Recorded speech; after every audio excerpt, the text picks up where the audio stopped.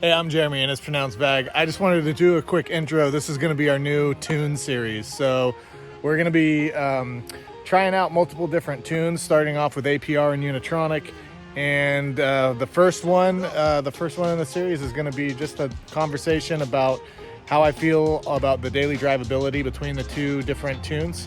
And then we got some dyno numbers, and then a track day with the Unitronic 93 tune coming up, and we're going to try and get APR on the track and some new tunes that we have been negotiating with some different companies to get you guys information on how they feel when you drive them, what kind of power they make, and what our thoughts are, just real world experience.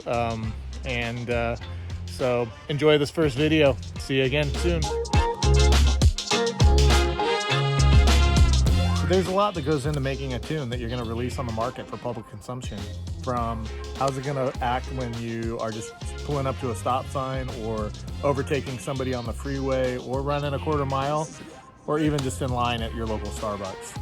And all of these companies that we review take these into consideration when they make the tunes that they release, and they all approach it differently. For instance, APR likes to mess with the throttle mapping, it feels like, and I think make their tune just a little bit more exciting for daily driving. Unitronic makes an ultra smooth tune that for daily driving feels really stock like until you start pushing it, and then you got some beast on your hands. Other companies, we're gonna have to see how the series goes, but what's important is that a lot of people focus on draggy times, quarter mile times, 0 to 60 times, and that's just the way we can convey how we can measure things, right? Like how we can tell somebody how fast it feels. The reality is, like, there's a lot more to it, how a tune performs than those things. For instance, when you do a cold start, what does it sound like? When you're driving around normally, what does it sound like? Where does it hold the RPMs at? Do you get any weird performance issues, stuck throttle feelings, or anything else when you're doing just your daily routine of driving to work and back? How loud is the exhaust? Does it have extra burbles and crackles and all that kind of stuff? Or is it sort of subdued when it comes to that? And these are all things that my goal is just to tell you what my experience is. I may say what I prefer, but that's going to be different for everybody.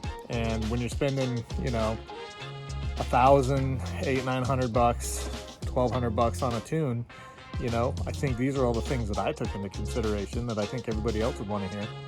And, that includes things like, can you change the maps on your own? Can you switch it either with a cable that it comes with, or can you go back to stock, or can you go to 93 versus E85? Is E85 even optional? Or E40, or one of my favorite rappers, by the way, or any of the other options that you might have. So all the cool things that I wish somebody had gone through and given me a rundown on, that I wanted more information on. And yeah, we're going to include the dyno runs. We're going to get out to the track and do some quarter mile times. But keep in mind, these are all going to be specific to my car on this day and how I'm driving. So looking forward to doing this tune series. Stick with us. Let us know what you want to hear about in the comments below, and let us know if you're excited about it, and let us know what you end up purchasing. I know there's a lot of people running EPL that are really happy with their tunes. A lot of people running Unitronic and APR that are in the same boat, and there's a lot of this competition about who's faster. But what I don't hear is how does it drive on a daily basis? What are the differences between the tunes? And I can tell you from having two different ones myself, there's a difference, and it's significant. All right, I'll get you back into the first series. What's up, everybody? I'm Jeremy, and it's pronounced Vag. Hey, I just wanted to run through initial driving impressions between my APR Stage 1 91 octane tune and the Unitronic Stage 1 91 and 93 Stage 1 tunes. So I've been fortunate enough to have both. The APR tune, let's go through that one first. It was great, nothing wrong with it. I talked to APR a little bit and was a little disappointed to see that they discontinued their Stage 2 program, and they weren't really forthcoming on what their plans were for the future for the rest of the B9 platform.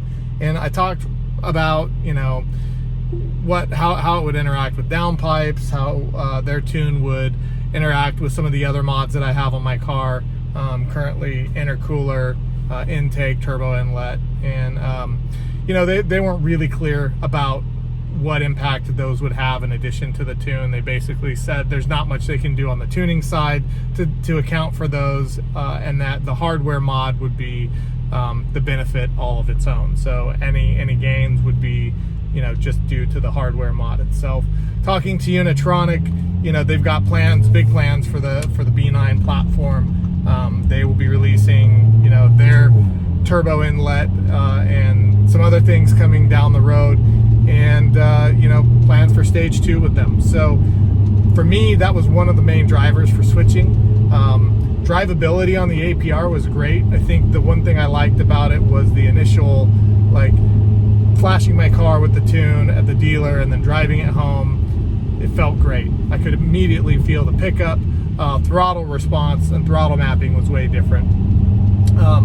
You know, it feels like the way they mapped the throttle was, you know, 0 to quarter throttle gave you a lot more response than the stock profile did. Going to Unitronic, I noticed that that's not quite as prominent there, that there is indeed a little bit more of a stock feel to the drivability of the tune on the Unitronic, and that's just like daily driving. So it affected a lot of things. I think the car overall is a little bit more toned down from a sound perspective. If I switch it over to comfort mode, it's not quite as loud. APR seemed to run some of their RPMs maybe just a little bit higher at times, and it definitely impacted the way the car sounded. Now I will say that when you swap over to sport mode and dynamic, you know, and you let off the gas, you can maybe hear some of the pop in here behind me, but the Unitronic has a little bit more of the pops and bangs than the APR did. And so also the Unitronic, when you really get into it and when you really drive it, you feel like there's more power to be tapped into as you drive it harder. APR felt like they gave you access to that power sooner, which was great for daily drivability, but that you could, you know, kind of run out of that power when you hit the limits of the turbo. And that was a feeling that kept making me think somehow, with all the additional mods I did on my car, that I was leaving power on the table. I feel that way a lot less with the Unitronic tune, and I was able to get identical 0 to 60 times between the two, so it was a little bit different. I was going a bit fat, well, 60, but I think I achieved the 0 to 60 faster between, you know, 45 and 60 with Unitronic than I did with APR. I think APR just unleashed a massive amount of torque right up front, and I think because of that, also I suffered from a wheel spin issue. And so, you know, those are some of the main differences that I noticed just day-to-day driving around town. APR just made you feel like, you know, you were going a lot faster with a lot less effort, just, you know, between stoplights. Unitronic is more like if you want that stock feel, drivability, smooth, and then you're gonna go, when you're ready to go drive it, you go drive it, and it rewards you with, you know, that feeling of the extra power up top in the power band. Now, this is going to be a series for us, so we'll continue these comparisons. Got a dyno tune or a dyno day coming up, where we're actually going to be putting this on the dyno, getting the raw numbers. I've got numbers from the APR already, and we'll just see how they compare. a little bit of caveat there. We already had the dyno day set up. We went there, and just before we were scheduled to get on the dyno, it broke. So looking to get that done here in the next week or two. Like, subscribe, and follow if you want to see more of these comparisons. We do have some track days coming up where we're going to hit the quarter-mile track, see if we can do some switching back and forth on the tunes and see the difference between what we can get for a full quarter mile. And we'll try and do those, you know, APR stage 1. We'll either see if we can get a 93 map, or we'll just get the 91 and we'll compare the 91s together and then cap the whole thing off with a 93 tune. I did get a 0 to 60 today on the Unitronic Stage 1 Plus with the 93 octane, and was able to get 0 to 60 in 3.49 without really trying. So pretty excited about that. I'll pop a picture from the draggy results up there. I feel like if I was able to get a few more shots at it, I might be able to get that down a little bit. There's still a little bit of wheel spin up front. The amount of torque that this car has is a lot, and it can still spin all 4 tires if you don't have your launch feed out. So it's about 73, 72 degrees outside today. So we have the benefit of some nice warm pavement. I'm on my summer tires. You know, maybe a little bit more warmth in the pavement and in the tires would help that out. So anyways, stay tuned. Those are my initial driving impressions. Not a lot else to say about it other than some of the other obvious differences is APR allows you to, you know, rev they remove the rev limiter when you're in park, so you can sound a little bit more rowdy with your revs, just sitting in the parking lot or in your garage or driveway or whatever. And they still have the pops and bangs, just not quite as many as the Unitronic does. So I will. The one thing though is, like, again, APR just sounded a little bit more angry all the time, and you know, for me, I'm okay with not having that. But you know, the overall drivability for me with the Unitronic has been a better experience and more enjoyable. I like being able to control my car and its behaviors through how I drive it and the drive select features. So anyways, those are my initial thoughts. More to come. Stay tuned.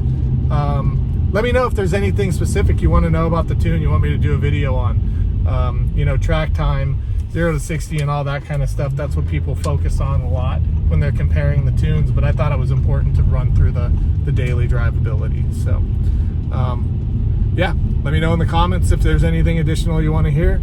Other than that, we'll talk to you soon.